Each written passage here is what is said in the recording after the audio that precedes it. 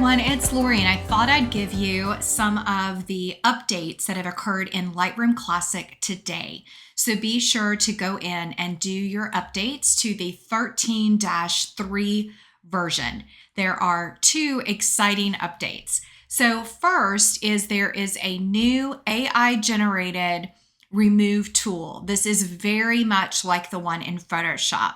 So it's going to save you a lot of time from having to take an image into Photoshop if you were doing that. So really quick, you click on the remove tool here. You want to mark generative AI. You can mess with the opacity. I have found it's best to keep it all the way up depending on what you're trying to do.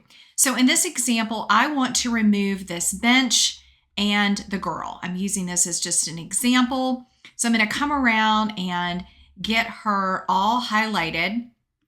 Now, if you go too far and want to change anything, you can come over and subtract because this is creating a mask. So I don't want to get this street area. And then if I want to add, just kind of clean this up, I can do that. Once you're done, you're going to click apply and it's going to process the remove. And I've been playing with this and it works fantastic. So you can see it did a really nice job. It kind of extended this curve. Now you could go in and continue to refine it if you wanted to. So that's using just the generative AI. I think it did just amazing. We can see before and after. Now let's go to another example. And this one, I want to remove the water cans at the bottom.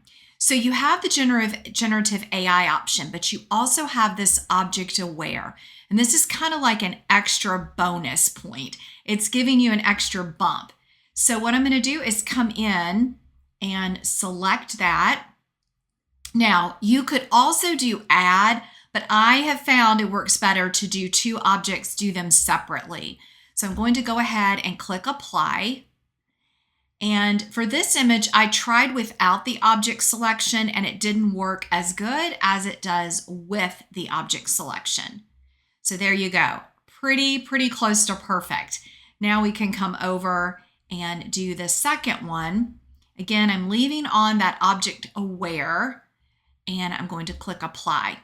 Now you can use the opacity slider if you're not wanting it maybe to remove 100%.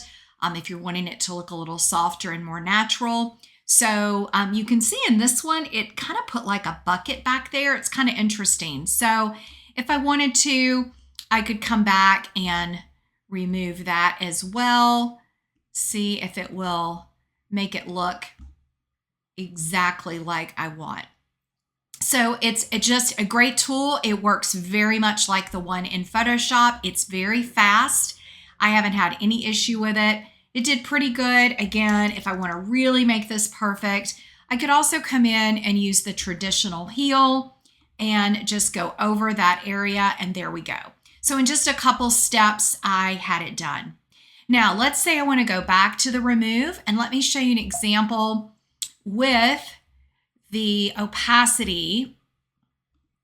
I'm going to go back to the generative AI and I'm going to remove the object aware. And I don't know why it's doing this. There have been a few kinks in it, so just know that you may get a couple glitches. It's brand new. So I'm going to take the opacity to 50%, and I'm going to come over and just see what it does to remove this little area right here. Click apply, and now we're going to remove that little grassy plant weed, and you can see at 50%, it's still there, but it's not as distracting versus that. So I did 3 different removes. I did a little cleanup and just amazing in just a couple quick steps. All right, so the last thing that is really fun and new, let me get over to a different image. Let's see, let's scroll over. And let's go to this image. All right, so lens blur, if you haven't played with it, lens blur was already an option. but it has been made official. So it no longer has the pending status. It's an absolute lens blur tool. So that's the main update. Is it's official. It's not in beta testing. So you click apply, and what you want to do is once it analyzes, you then can increase the blur amount. It also has the option to increase and add bokeh. So you can do that. So I'm going to take this blur all the way up. And then you do have the refinement tool. So if you want to add more focus or add more blur, you can. So you can see this image was already blurry in the background, but I'm just going to blur it a lot more. And then if I want to add some additional blur, maybe to this tulip, there we go. I can just use that brush and refine the blur to make it even more customized. So that is a fun feature. This isn't new. It's just official as of today, and it's been all beta tested, and it is working really nice and fast. So I hope you'll have fun trying lens blur as well as the new AI remove, which is really, really exciting. Thanks so much, everybody. If you have not signed up for my Lightroom course, I have a full Lightroom self-study course. Would love to have you take it and master all concepts of Lightroom. Thanks so much.